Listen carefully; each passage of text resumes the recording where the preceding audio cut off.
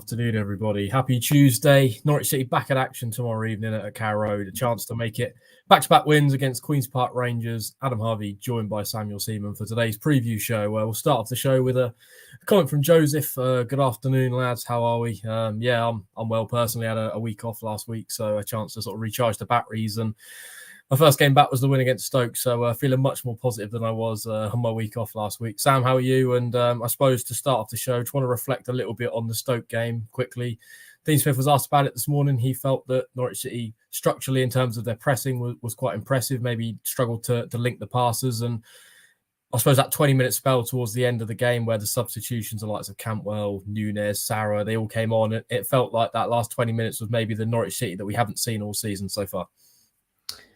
Yeah, I'm not bad, thanks, mate. I think Dean Smith will be delighted that you'll be at the game tomorrow, given how they did without your presence. But no, I think in that Stoke game, we did see a lot of the elements that maybe have been lacking in the last few weeks. And we maybe didn't see the side that Norwich fans are still hoping they'll see at some point during the season. I don't think it was a performance that was totally there by any stretch. And the first half was nearly as poor as we've seen all season, to be honest, but there were certainly those elements that had seen them through to victories at times this season. The pressing that's won them a couple of goals, the individual quality, especially in the second half, that we saw from the likes of Todd Cantwell and Marcelino Nunez, Gabriel Sara, obviously all substitutes. So I think there were plenty of positive signs in there.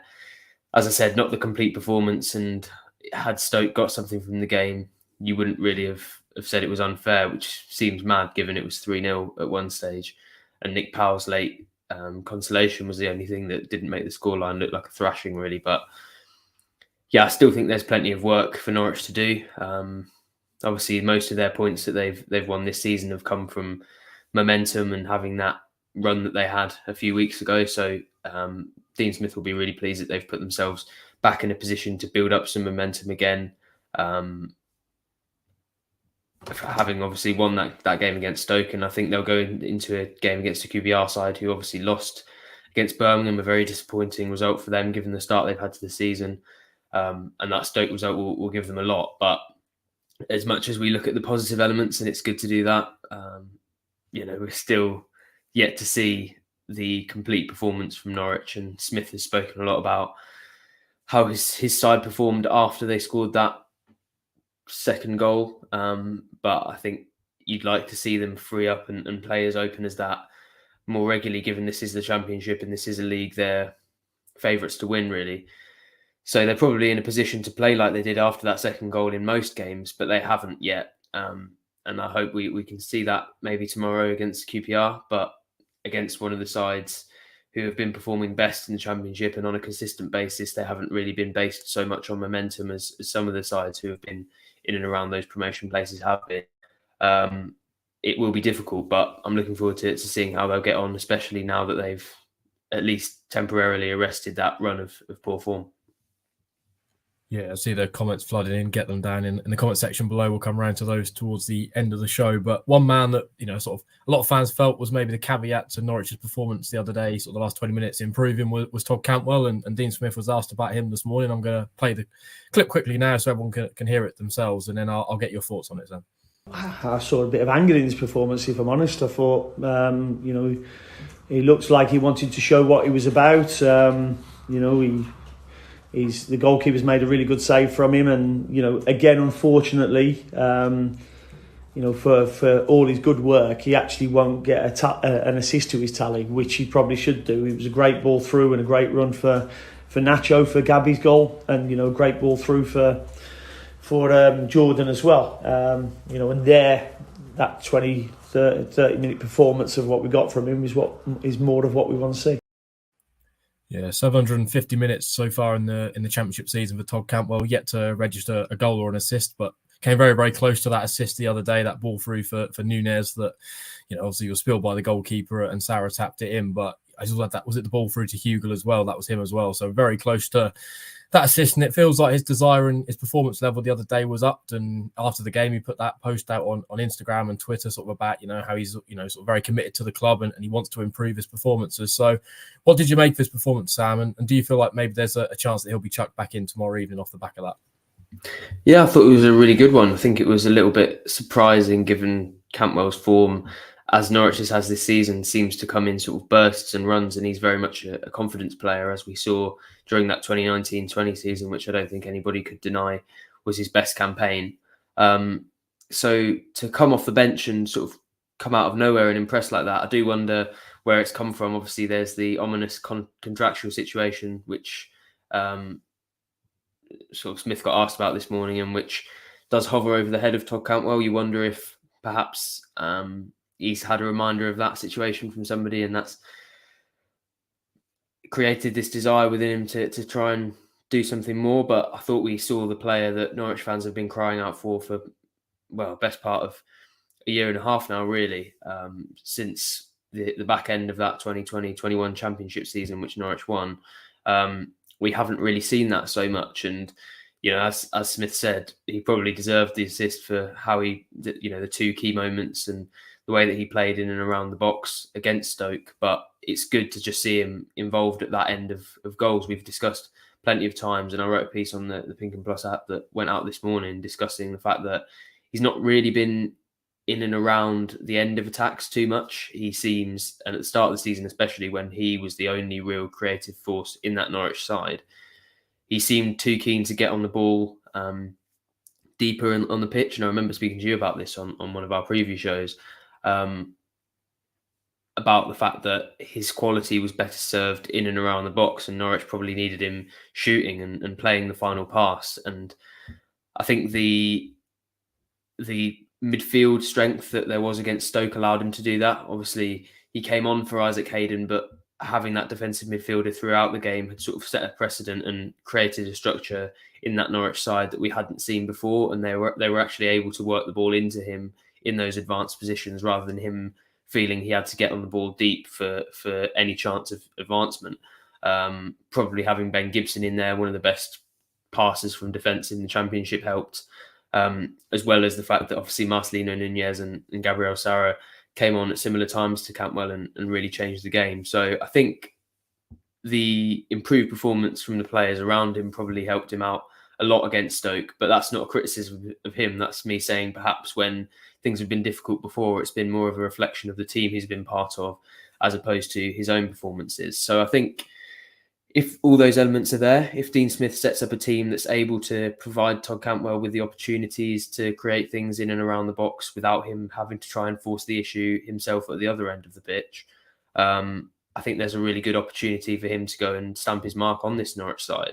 Even with the amount of competition that there obviously is now in that area, I think Nunez probably looks better served in an advanced role. Obviously, Aaron Ramsey scored two goals that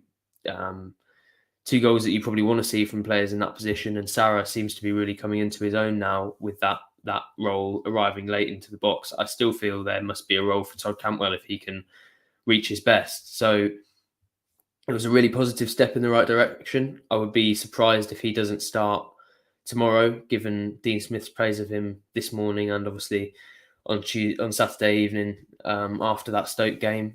And just the discourse around him feels like very much an atmosphere of a player who could well kick on. But worth remembering, we've said this before. I remember going all the way back to that first friendly against Dereham, when you saw him even trying hard. It was like, okay, well, of course he's going to rip the Championship up now that he's got the right attitude. But it hasn't been as simple as that for him, in a similar way to how you look at Norwich's squad and they should be romping through the second division and they haven't been able to.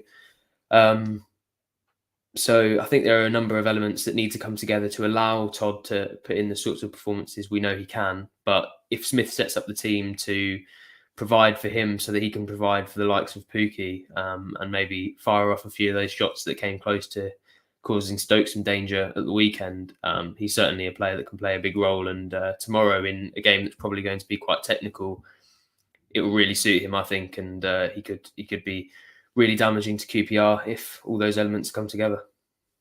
Yeah, staying on the theme of the midfield, Dean Smith was asked about the sort of midfield options he has available, because Kenny McLean is back for this one. Suspension, 3-game suspension is up. So, as Craig asks on YouTube, do you think Kenny will be put straight back into the starting team? I mean, Smith was asked about it this morning. He spoke about Isaac Hayden maybe struggling to play 3 games in a week. He's a man who's only just come back from injury, not really played a lot of football. Those 3 games and that sort of brief appearance at Watford, I think, was sort of his first senior minutes in football since back end of December last year, I think, when he played against Man City for Newcastle. So, yeah, I suppose as well, the fact that Sarah and Nunes came on the other day, both put in some quite impressive performances. We know Liam Gibbs as well got a lot of praise for sort of his contribution in the first goal as well the other day. So how do you see this one playing out, Sam? I mean, Kenny McLean was obviously playing at left back last time we saw him in the Championship, but Sam McCallum's back, so that spot would seem to be his. So do you see McLean coming back into that midfield mix, or do you think that maybe Smith will be a little bit reluctant and stick with sort of the players that have played there in recent games? Yeah, it's an interesting one, really. It feels like even with Marcelino Nunez coming on and being really impressive in my view as a substitute against Stoke, it's probably going to be 2 of the 3 between Hayden, McLean and Gibbs. Smith maybe isn't the most forthcoming in his press conferences, and he isn't as open with the team news as perhaps some managers would be.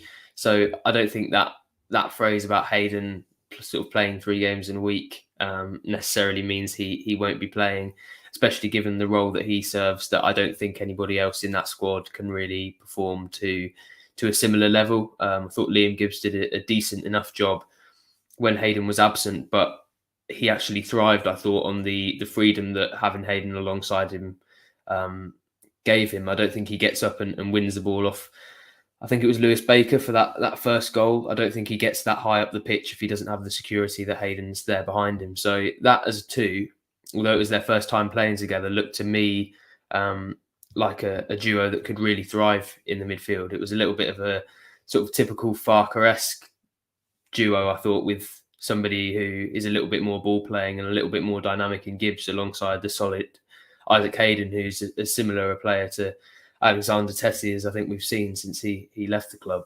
But McLean, we know, is Smith is a big fan of McLean, and he really does appreciate that experience. That's a big part of his team selection, especially through the spine of that team. And he's certainly had a big role to play so far in the season. But given the momentum shift that win on Saturday seemed to be, even if they couldn't produce the type of performance Norwich fans have been looking for a long time, it would feel quite harsh to change one of the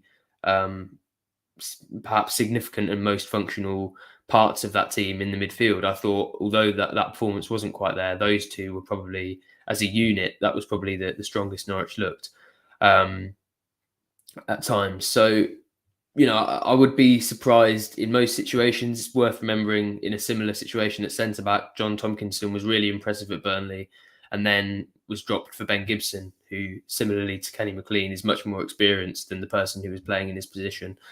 And I think that could be a factor worth keeping note of and a decent example to reference. But for me, the amount of faith that Smith has shown in Gibbs and the recent performances, especially against Stoke, I do see him keeping it the same, but Smith is quite hard to predict at times, and his press conferences don't give you as much of a read on things as maybe Daniel Farkas did. So, I certainly wouldn't be placing any bets on Dean Smith's starting 11 for any game, let alone one where there's quite a lot of different factors going into it. So I'm interested to see what he does, but my inclination, and in my opinion, the best decision would be to keep Gibson and Hayden alongside each other.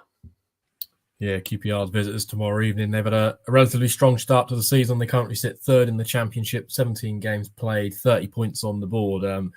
Obviously, they did lose to Birmingham the other night, but aside from that, they've been very impressive so far this season, Sam. They've got lots of sort of creative attacking players that I'm a big fan of, the likes of Chris Willock, Elias Chair, Lyndon Dykes, very dangerous players there. So I suppose, what have you made of them? They've been on TV a few times this year. I've managed to sort of watch them, and I don't know, they've been a little bit sort of hot and cold. Some games have been really, really impressed with them, and some games maybe less so. So what sort of tests are they going to pose tomorrow night, and how good have Norwich got to be to stop their threats? Yeah, well, that's the Championship for you, really, isn't it? Especially this year. There are plenty of teams where you could watch them one game and go, how are these lot not sort of storming the league? And there might be a couple of times where you could have watched Norwich and come to that conclusion early on in the season. So, it's it's quite difficult to read them based on that, and quite difficult to work out what sort of side is going to turn up at Carrow Road tomorrow. But the way that they play, it's a style that I don't think is too dissimilar to how maybe Daniel Farke's Norwich side played, and I have actually really enjoyed watching them at times. Elias Chair is a great player to watch, and I think it makes for a really interesting blend, having that style of build-up football and then somebody who's maybe more physically inclined in Lyndon Dykes up front. But yeah, I think they'll provide a stern test for Norwich if they're at it. If they're not, we saw they lost 2-0 to Birmingham the other night. And, that's the sort of team which most sort of sides with promotion ambitions would expect and hope to beat. So I think they maybe will be down because of that. But Mick Beale seems like the sort of coach, and a very successful coach who will pick up players and have the right attitude that maybe makes them want to bounce back rather than wallowing in that disappointment from losses. So I expect a QPR side that's probably going to come out fighting after what happened against Birmingham, and certainly a good watch for any Norwich fans who have been complaining about the level of entertainment on offer at Carrow Road this season. I think the opposition will bring that at least tomorrow evening. So yeah, I'm actually quite excited to see them play. Probably my favourite team to watch in the Championship this season. I think I watched their game against Sheffield. I'm pretty sure it was Sheffield United, which was on TV, and they ended up losing. But the bit that I saw, it was really refreshing to see the rotations. You have Elias Chair quite often coming into a sort of centre-back position, despite being cast as a sort of number 10. You've got lots of rotations going on there. Fullbacks push up really high. So a very modern and very exciting team to watch. And if Norwich aren't totally focused, that movement could really undo them. So, it's a big test for them. But as is often the case in the Championship, they may well come up against a side that isn't quite on it, especially with the relentless Tuesday, Saturday, Wednesday schedule. We don't know for sure that the best QPR are going to turn up. And if that's the case, Norwich have to make sure they're ready to take advantage, which, to be fair, they have done at times. We've criticised their performance, but when they've come up against a side that isn't really on it, they've quite often found ways to eke out results, even if they're not at their best themselves. So there certainly could be an opportunity for them there, but it's going to be more of a test than that Stoke game was, and that's for sure.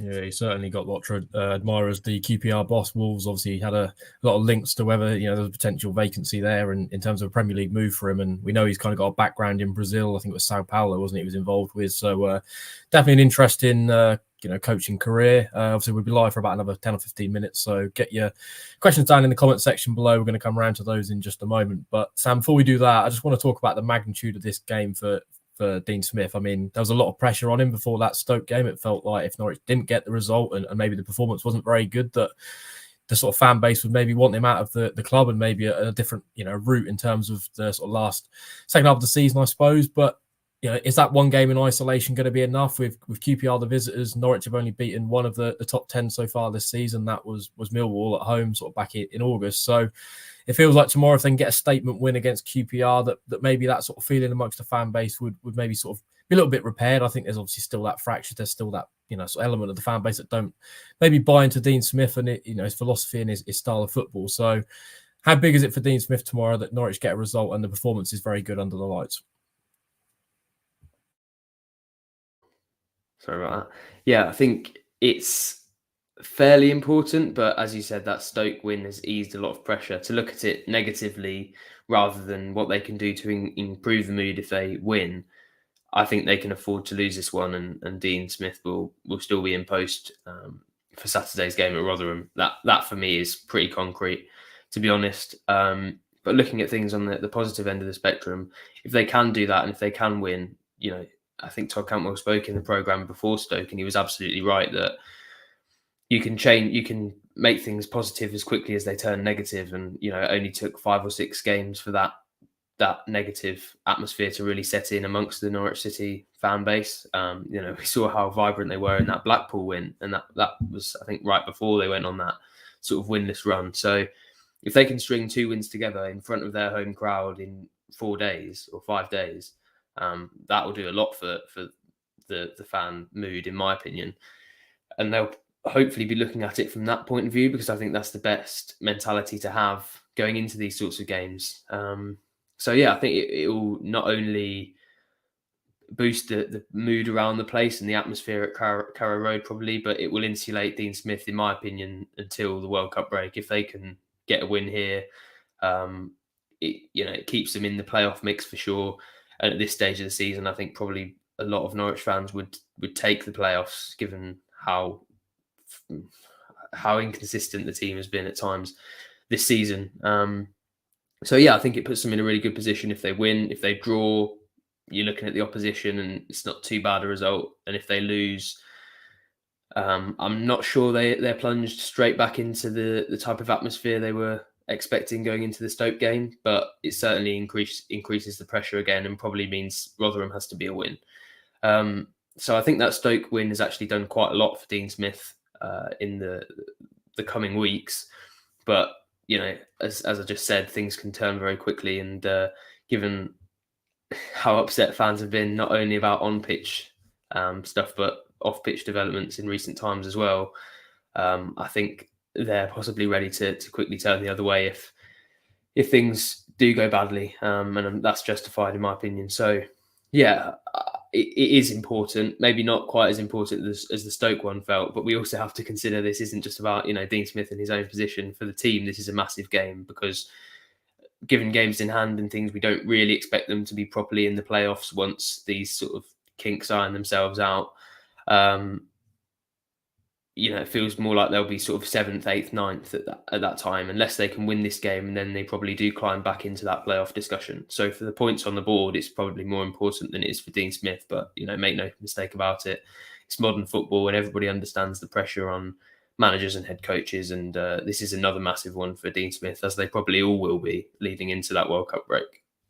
Yeah, 3 really big games before the World Cup break. Obviously, the game tomorrow night against QPR, Rotherham on Saturday, and then Middlesbrough to round it off before we sort of go on that 3-week break. So it feels like if Norwich can really put some points on the board, that that will strengthen that relationship and maybe that positive mood sort of going into such a big break in a sort of bizarre season. We'll just into the comments quickly.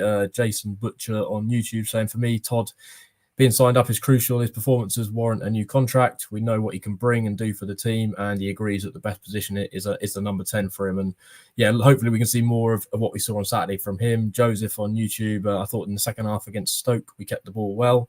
I think it's going to be another win tomorrow night. And then Callum on Facebook asking about the local media situation. I think if you go back to the podcast that the boys recorded on Saturday evening, there's a whole segment, sort of the last 10 or 15 minutes, where Paddy really speaks about kind of the breakdown.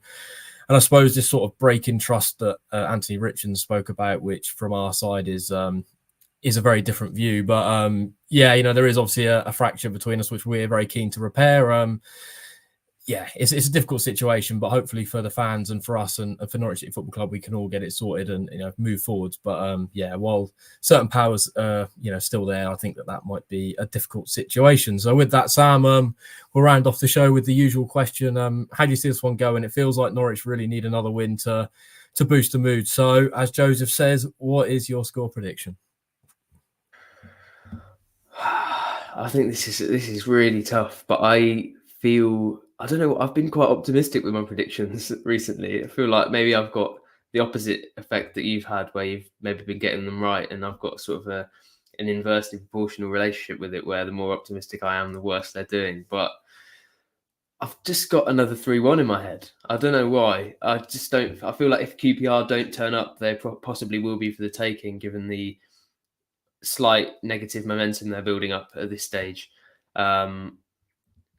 So yeah, I will go for 3-1 Norwich. I could well be looking quite silly in a little bit, given how much I've talked up QPR and how much I do think they're actually going to provide Norwich with a decent test. But I think if they can get those creative players on the pitch, and if Smith can find a way, which will be easier without Josh Sargent, by the way, to get the likes of Sarah, Cantwell, Ramsey, potentially Nunez as a substitute on all at the same time, that really does spell danger for a lot of Championship sides, and I see it spelling danger for QPR tomorrow night. So some rare optimism from me there, and hopefully it doesn't have the same effect that it's had previously. But I'll ask for your prediction, because I know that's what the people really want. They want to know what the result will be, and your predictions have been spot on this season. So what do you reckon? Yeah, I'm relatively positive as well. I think Norwich have a relatively decent record against QPR at Carrow Road. There's sort of been some fairly decent wins down the years. I think it was at the 4-0 win sort of under the Farker season, 18-19. And there's been a few others, that Russell Martin goal in the 2010-11 season. So, yeah, fairly positive tomorrow. I think Norwich will grind out a win. I can see a 2-1 victory tomorrow night, which I'd take, I think, another 3 points on the board, and it would roll on that positive momentum ahead of the tricky trip to Rotherham, who, I suppose a lot of fans would expect us to be kind of winning that game. But, they obviously had a very good season so far, Rotherham. So, yeah, quite looking forward to it. Under the lights should be a relatively difficult test, but one if Norwich City can come out with a result, then that would really sort of maybe prove the doubters in terms of their struggles against the sort of top 10 so far this season. That would sort of put that to bed for a little bit of time. So I think with that, we'll round off the show. Thanks for joining us this Tuesday lunchtime. Obviously, lots of great content across our channels at the moment. You've got the latest podcast. You've got Dean Smith's press conference video from this morning, so you can go and listen to all his key lines ahead of this one. We've also got all the usual match build-up across our channels. We'll all be at Carrow Road tomorrow evening, so you've got Team News Live and all the usual reaction after the game. If you want to get across our channels, then you can message Sam and he'll come and get your fan reaction before the game. So drop Sam a DM on Twitter if that's something you're interested in. And I suppose with that, we'll go grab some lunch. Sam, what have you got for lunch today? I know you're a man for fish and chips usually. I am, but disappointingly, no fish and chips even on the whole of the menu last week. And then I looked today and I can't remember what it is, but not something that tickles my quite picky fancy. So not sure. I just had some toast, so pretty boring. But maybe I'll go and get a meal deal. I think that's a pretty exotic choice. What about you? Yeah, I'm thinking maybe a pasta salad this lunchtime. That's very proper. That is fair play. Yeah, sort of try and remain healthy and positive ahead of this one. So that's what I'm feeling. So with that, we'll round off the show. Thanks for joining us, and we look forward to the game tomorrow night at Carrow Road. If you go in, hopefully the boys can put on a good performance for you, and Norwich City can come away with another crucial 3 points.